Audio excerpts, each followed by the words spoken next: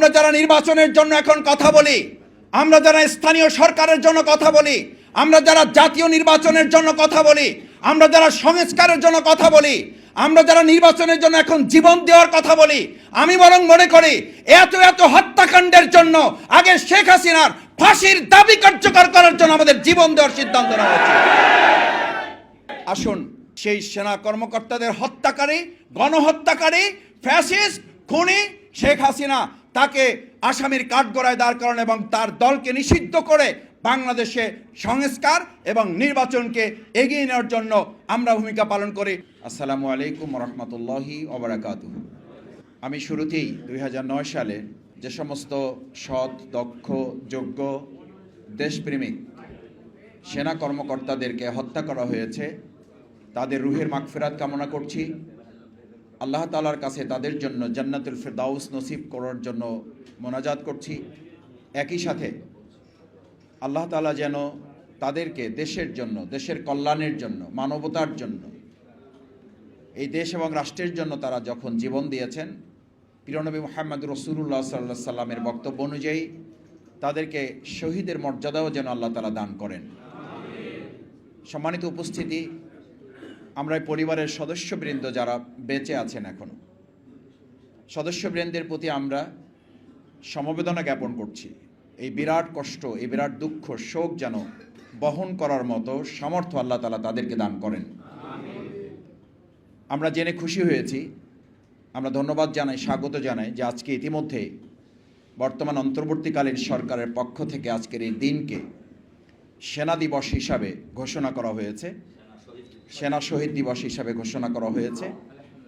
এটা দীর্ঘদিনের মানুষের প্রত্যাশা ছিল যে এরকম একটা দিনে আমরা জাতীয়ভাবে এটা উদযাপিত হবে, এবং আমি আশা করব ভবিষ্যতের সরকার এই ধারাবাহিকতা অব্যাহত রেখে আমাদের এই অকুতোভয় সৈনিক সেনা সদস্যদেরকে স্মরণ করার প্রথা আমরা চালু রাখবো ইনশাআল্লাহ। আপনাদের মনে আছে কিনা আমি জানি না, সাংবাদিক বন্ধুগণ আছেন, এখানে উপস্থিত সচেতন নাগরিকরা আছেন। এই দিনটা আসলেই বিগত 2009 সাল থেকে শুরু করে প্রত্যেক বছরই আপনি খেয়াল করে দেখবেন এই 25-26 তারিখে বিগত ফ্যাসিস্ট হাসিনা সরকারের পক্ষ থেকে কোনো না কোনো একটা উৎসব এখানে নির্ধারণ করা হতো। হয় কোনো ফেস্টিভ্যাল, না হয় কোনো মেলা, না হয় কোনো সাংস্কৃতিক অনুষ্ঠান। মানে এইটাকে তুচ্ছ-তাচ্ছিল্য করা, এটাকে হ্যায় প্রতিপন্ন করা, এটাকে ভুলিয়ে দেওয়া, জাতির মাথা থেকে এটাকে বের করে ফেলার একটা বিরাট চক্রান্ত এবং ষড়যন্ত্র কিন্তু বিগত 15 বছর তারা 2009 থেকে শুরু করে এটা তারা চালিয়ে গেছে। তাদের ষড়যন্ত্র সফল হয় নাই। আপনাদের জানা থাকার কথা, আমরা ছোট সময় একটা শব্দ পড়তাম, এক ঢিলে কয় পাখি? দুই পাখির কথা আমরা শুনেছি। আমরা বই পুস্তকে এক ঢিলে দুই পাখির কথা শুনেছি। 2009 সালের 25শে ফেব্রুয়ারি তারা আসলে এক ঢিলে দুই পাখি না, এক ঢিলে তারা অসংখ্য পাখি মারার চেষ্টা করেছে, এবং এই এক ঢিলে অসংখ্য পাখি মারার মূল নির্দেশদাতা ছিল খুনি শেখ হাসিনা। শেখ হাসিনা 2024 সালে শুধু গণহত্যাকারী না, 2009 সালের 25শে ফেব্রুয়ারি মূলত প্রথম গণহত্যাকারী হিসাবে জাতির সামনে আত্মপ্রকাশ করে নাই, সে গণহত্যাকারী হিসাবে আত্মপ্রকাশ করেছে 2006 সালের 28শে অক্টোবর। সেটার ধারাবাহিকতা ছিল 2009 সালের এই 25শে ফেব্রুয়ারি। সেটার ধারাবাহিকতা ছিল 2013 সালের 5ই মে শাপলা চত্বরে আলেমদেরকে হত্যা করা। সেটার ধারাবাহিকতাই ছিল আমাদের এই বাংলাদেশে দিনের ভোট রাতে করার জন্য তারা এই চৌকস, দেশপ্রেমিক, যোগ্য, দক্ষ সেনাবাহিনীকে হত্যা করেছে পরিকল্পিতভাবে। 41 সাল পর্যন্ত ক্ষমতায় থাকার এক চক্রান্তমূলক টার্গেট নিয়ে তারা এই হত্যাকাণ্ড পরিচালনা করেছে। তারাই হত্যাকাণ্ড পরিচালনা করেছে মাওলানা দেলোয়ার হোসেন সাঈদীকে মেডিকেল কিলিং করে হত্যা করে যাতে দেশ থাকে, সেটার জন্য তারা এই পরিকল্পিত হত্যাকাণ্ড চালিয়েছে।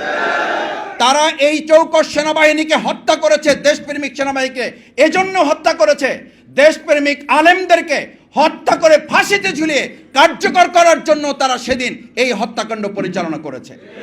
তারা হত্যাকাণ্ড পরিচালনা করেছে, আমাদের ফেলানীকে শুধু হত্যা করা নয়, তারাই হত্যাকাণ্ড পরিচালনা করেছে ফেলানীকে হত্যা করে কাঁটাতারের সাথে ঝুলিয়ে রাখলেও যেন কেউ প্রতিবাদ করতে না পারে, তার জন্য তারা হত্যাকাণ্ড পরিচালনা করেছে। আমরা ধিক্কার জানাই শেখ হাসিনা ফ্যাসিস্টরা তাদের দোসর ভিতরের এবং বাইরের শক্তিকে একযোগে কাজে লাগিয়ে সেদিন আমাদের সেনা কর্মকর্তাদের, এই দক্ষ দেশপ্রেমিক ইসলামপ্রিয় সেনা কর্মকর্তাদের যেভাবে হত্যা করা হয়েছে, আমি দেশবাসীর কাছে আহ্বান জানাতে চাই, আসুন প্রত্যেকটি হত্যাকাণ্ডের জন্য শেখ হাসিনাকে এই দেশের মানুষের কাছে বিচারের কাঠগড়ায় দাঁড়াতে হবে না, শুধু তাকে মর্মান্তিকভাবে ফাঁসির কাস্টে ঝুলানো হচ্ছে এদেশের মানুষের জনগণের দাবি। আমি আশা করি আমরা যারা নির্বাচনের জন্য এখন কথা বলি, আমরা যারা স্থানীয় সরকারের জন্য কথা বলি, আমরা যারা জাতীয় নির্বাচনের জন্য কথা বলি, আমরা যারা সংস্কারের জন্য কথা বলি, আমরা যারা নির্বাচনের জন্য এখন জীবন দেওয়ার কথা বলি, আমি বরং মনে করি এত এত হত্যাকাণ্ডের জন্য আগে শেখ হাসিনার ফাঁসির দাবি কার্যকর করার জন্য আমাদের জীবন দেওয়ার সিদ্ধান্ত নেওয়া উচিত।